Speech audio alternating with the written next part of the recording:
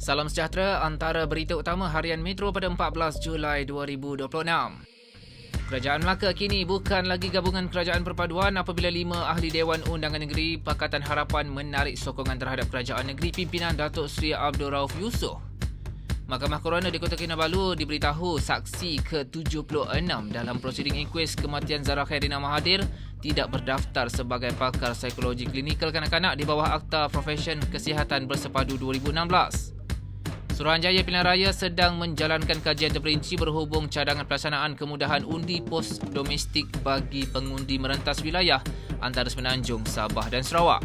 Kementerian Dalam Negeri melalui Jabatan Imigresen Malaysia dan Polis Diraja Malaysia sedang menjalankan siasatan menyeluruh berhubung isu operasi Network School di Forest City, Johor.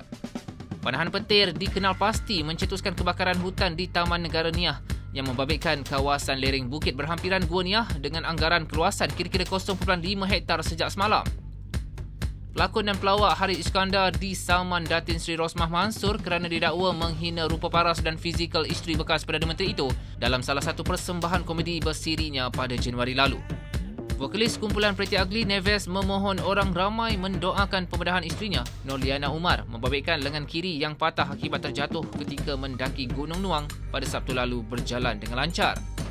Presiden Amerika Syarikat Donald Trump mengumumkan Washington akan menguatkuasakan semula apa yang disifatkannya sebagai sekatan ke atas Iran selain mencadangkan cai sebanyak 20% dikenakan ke atas semua kargo yang melalui Selat Hormuz sebagai balasan kepada pelindungan keselamatan yang diberikan AS di laluan perairan strategik itu.